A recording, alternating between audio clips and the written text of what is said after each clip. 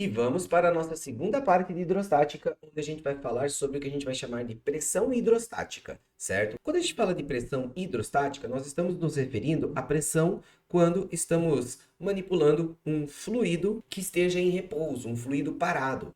E aí, galera, nesse nosso caso de fluidos em repouso, a ideia é que o teu sistema ele vai depender do peso desse fluido quando a gente está estudando a pressão. Você pode estar sujeito assim a pensar isso, mas você vai ver que é diferente. Ok. Vamos pensar aqui no seguinte: imagina que eu tenho aqui um recipiente com água, certo? E eu quero saber quanto de pressão ele exerce lá no fundo desse recipiente. Bom, você pode pensar assim: o que eu vou fazer? Eu vou ver quanto de peso tem nesse nosso líquido, né? Porque a gente sabe que pressão vai ser o peso desse líquido, e eu vou dividir isso pela área de sua base. Ok.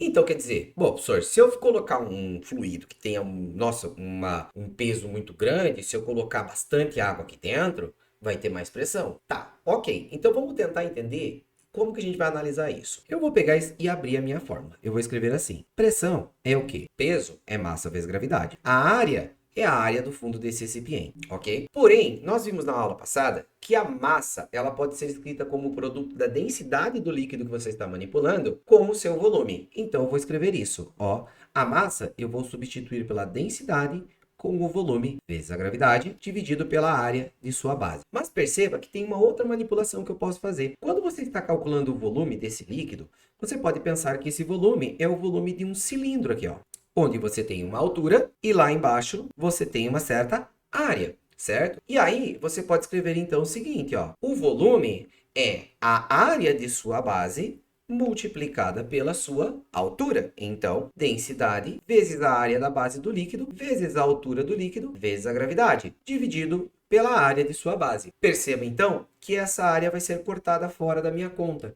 E aqui eu tiro uma conclusão, ó, que a pressão hidrostática, quando o líquido está parado, perdão, vai ser o quê? Vai ser a densidade deste líquido vezes sua gravidade vezes a altura. Então, a gente vai levar em consideração a aceleração gravitacional do planeta Terra, a densidade do líquido e a altura. E aqui entra uma situação que é interessante. Por exemplo, eu coloquei um líquido aqui que ele tem uma certa área de base, ele tem uma certa quantidade, mas se eu fizesse um recipiente assim, ó, bem do ladinho aqui, ó, e que esse recipiente tivesse exatamente o mesmo líquido, fosse água, e ele tivesse exatamente a mesma altura, você ia ter a mesma pressão.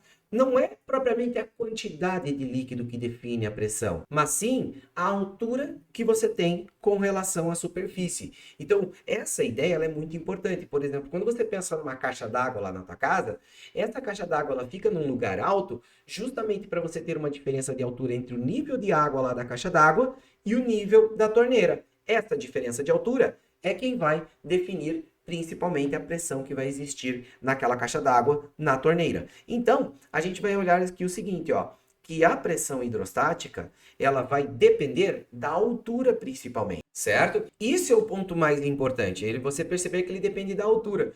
Porque se você pensasse assim, ó, ele depende da quantidade de água que tem em cima da minha cabeça. Será que depende da quantidade de água que tem em cima da tua cabeça? Imagina você entrar numa banheira d'água aqui e aí você ficar, sei lá, a meio metro de profundidade aqui a sua cabeça. Beleza. Ó, essa é a quantidade de água que tem lá acima da sua cabeça. Agora imagina você estar numa piscina olímpica lá, gigantesca, e você ficar também a meio metro de profundidade. Cara, a quantidade de água que está acima do nível da tua cabeça vai ser muito mais. Então, se você tiver mais água, tu vai sentir mais pressão. Pô, então imagine o oceano, tu vai ficar todo o oceano em cima. Cara, não é a quantidade de água, é a altura, é a profundidade que você se encontra que será mais relevante para definir a pressão. É lógico que depende da densidade do líquido que você está, depende da gravidade, mas em termos práticos, quando você quer manipular isso, você sabe, pô, vou estar manipulando água, então não é a densidade que eu vou conseguir manipular. A gravidade eu também não vou conseguir manipular, mas na hora de fabricar o meu sistema pensando em pressão, a altura desse sistema eu consigo manipular bem, e por isso que a gente coloca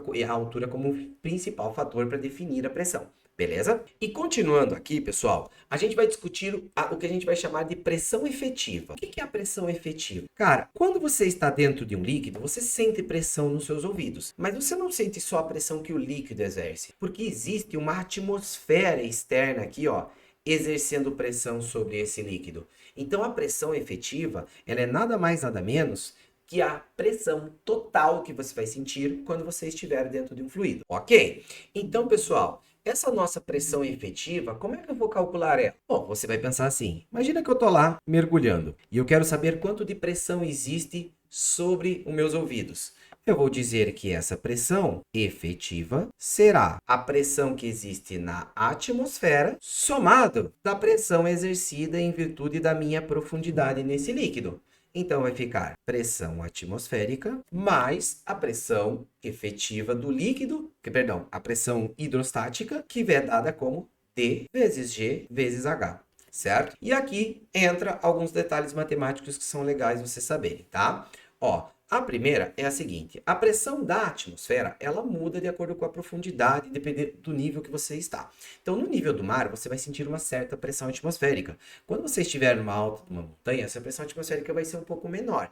Mas, a ideia aqui é a seguinte, a pressão atmosférica no nível do mar, a gente fala que é uma atmosfera, 1 atm. E 1 atm corresponde a quanto em Pascal? Bom, a gente vai dizer que 1 atm corresponde a 1, 2, 3, 4, 5 zerinhos Pascal. Vai ser 100 mil Pascal. E a gente vai ter aqui que 1 atm, em notação científica, 10 elevado na quinta Pascal, ok? E aí, galera, um detalhe que é legal você observar é que dá para a gente montar uma tabela aqui que simplifica um pouco a análise de pressão quando você está na água em particular. Por quê? Ó, se eu pegar, por exemplo, DGH, esse meu elemento aqui, ó, e pensar que eu estou a 10 metros de profundidade, olha o que vai acontecer. A densidade da água, ela vai ser o quê? 1000 kg/m³. A gravidade é 10. E quando eu estou a 10 metros de profundidade, a pressão que vou ter hidrostática será justamente esse cara aqui, ó, 100 mil Pascal, 10 elevado na quinta Pascal. Então, pessoal, isso quer dizer o quê? Quer dizer que a cada 10 metros que eu desço de profundidade lá na água, o quanto aumenta de pressão no meu ouvido é 1 atm. Então, eu poderia montar uma tabelinha assim, ó. Uma tabela que compara a profundidade com a pressão efetiva, tá? Então, imagina que eu estou bem em cima do nível do oceano. Ou seja, eu não desci nem 1 metro ainda para dentro do oceano. Eu estou lá no nível do mar. E eu penso, então, que a minha profundidade, então, é 0 metros. Eu estou no nível da água, beleza? Quanto de pressão eu vou sentir?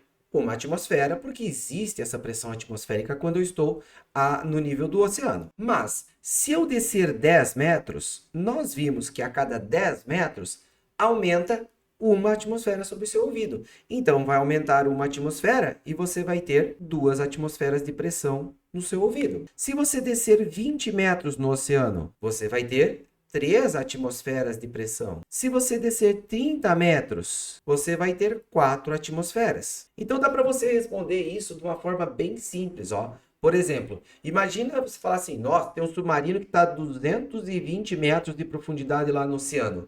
Quanto de pressão ele vai ter? Bom, se a cada 10 eu ganho 1 atm, é só eu tirar um zerinho, eu vou dizer que ele tem 22 atms de pressão. Mas esses 22 é a pressão da água, mais 1 atm, que é quem? A pressão da própria atmosfera. Ele vai sentir a 220 metros de profundidade, 23 atm de pressão, certo? Então, você pode, claro, e deve reconhecer a equação em si da pressão efetiva, mas no caso da água em particular, você pode fazer uma regrinha de 3. Se você lembra que a cada 10 metros é 1 atm, você pode encontrar quantos atms vai ter para qualquer outra profundidade, e aí somar 1 por causa da pressão atmosférica. Então, a ideia ela fica relativamente tranquila, beleza?